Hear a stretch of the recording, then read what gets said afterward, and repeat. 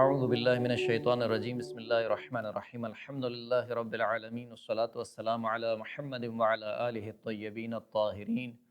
واللعنۃ الدائمۃ علی اعدائہم اجمعین اما بعد۔ محترم سامعین کرام،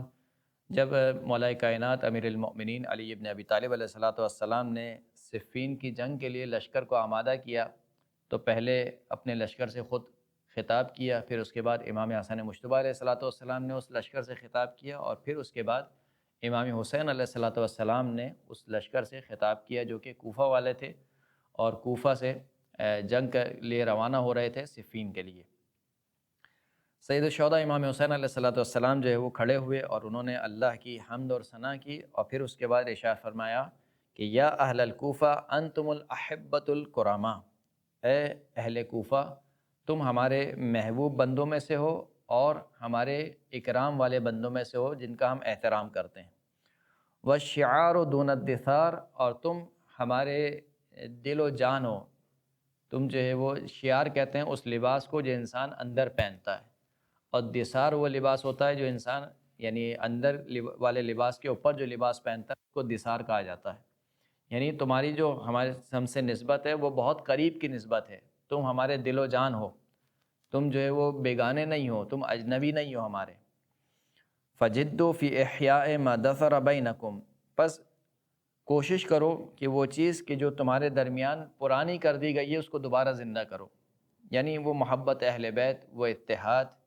جو تمہارے درمیان تھا پہلے اور اب اس کو پراگندہ کرنے کی کوشش کی جا رہی ہے، تم اس اتحاد کو، اس محبت اہل بیت کو دوبارہ زندہ کرو۔ وتحصیل ما توعر علیکم، اور جو چیز تم پر مشکل بنا کر پیش کی جا رہی ہے اس کو آسان کر کے دکھاؤ، یعنی تمہیں یہ سمجھایا جا رہا ہے گویا کہ جنگ جو ہے وہ بہت مشکل کام ہے، تمہارے جو ہے وہ مرد مار دیے جائیں گے، تمہاری عورتیں بیوہ ہو جائیں گی، تمہارے بچے یتیم ہو جائیں گے، انہیں کھلائے گا کون، انہیں پلائے گا کون، یعنی جنگ کے لیے نکل رہے ہیں، ظاہر سی بات ہے۔ تو کہا کہ جو چیز تم پر مشکل کر کے پیش کی جا رہی ہے اس کو آسان کرنے میں جد و جہد کرو۔ پھر امام شاہ فرماتے ہیں کہ الا ان الحرب شرها ذریع، ہم فرماتے ہیں کہ آگاہ ہو جاؤ، یہ جو شر ہے، یہ جو حرب ہے یعنی جنگ ہے، جنگ کا جو شر ہے، جو اس کی برائی ہے وہ بہت ہی بدمزہ ہے، وہ بہت ہی تلخ ہے۔ وَطَعْمُهَا فَظِيعٌ، اور جو اس کا ذائقہ ہے وہ انتہائی ناگوار ہے۔ وَهِيَ جُرَعٌ مُسْتَحْسَاتٌ یا متحسات، اور یہ جو جنگ ہے یہ ایسے گھوٹ ہیں جو انسان بہت مشکل سے نگلتا ہے، یعنی ایسے گھوٹ ہیں جو انسان کے گلے میں اٹک کر رہ جاتے ہیں، نہ اس کو انسان نگل سکتا ہے نہ اگل سکتا ہے۔ فمن اخذ لها احبتها واستعد لها عدتها ولم يعلم كلومها عند حلولها فذاك صاحبها، پس وہ شخص جو جنگ کے لیے بھرپور آمادگی کرے اور جو زخم ہے، جنگ کے جو زخم ہیں ان زخموں سے اپنے آپ کو یعنی اذیت میں محسوس نہ کرے، یعنی جنگ کو اپنے اوپر مشکل سوار نہ کرے کہ یہ جنگ جو ہے بہت مشکل کام ہے، میں کس طریقے سے جنگ لڑوں گا، میرے تو زخم لگ جائیں گے، ہاتھ کٹ جائے گا، پیر کٹ جائے گا، مثال کے جنگ کے لیے بھرپور آمادگی کرتا ہے، اور جس کو جنگ کے جو زخم ہیں وہ اس کو اذیت نہیں پہنچاتے ہیں، وہ اس کو الم نہیں پہنچاتے ہیں، درد نہیں پہنچاتے ہیں، فضا کا صاحبہ، پس وہی وہ شخص ہے جو اس جنگ لڑنے کا حقدار ہے۔ یعنی اگر تمہیں جنگ لڑنی ہے تو تمہیں یہ دو کام اپنے ذہن میں رکھنے ہوں گے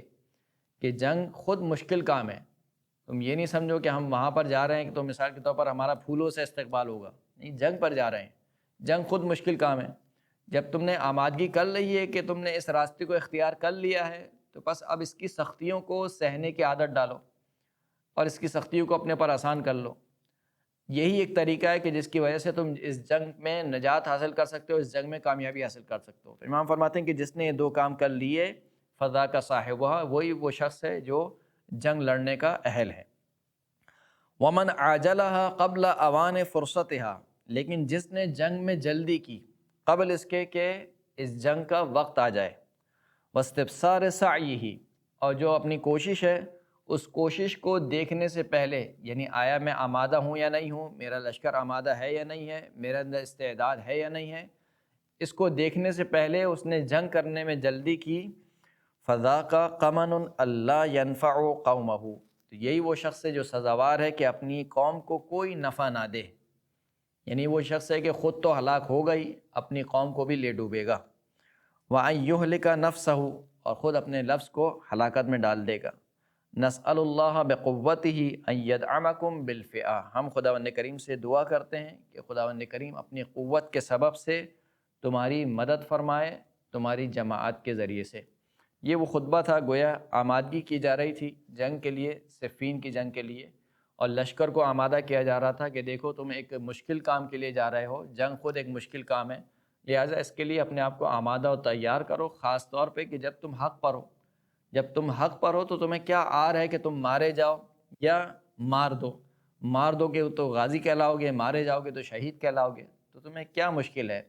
دنیا تو ختم ہونی ہے، موت تو آنی ہے، اب چاہے تم بستر پر ایڑیاں رگڑ کے مرو یا حالت جنگ میں مرو، یہ تمہارا انتخاب ہے کہ تمہیں موت کیسی چاہیے، شہادت والی موت چاہیے یا بستر پر ایڑیاں رگڑنے والی موت چاہیے۔ تو یہ امام سید الشہداء امام حسین علیہ السلام نے اس طریقے سے کوفے والوں کو جنگ صفین کے لیے آمادہ کیا۔ وآخر الدعوانا ان الحمد للہ رب العالمین۔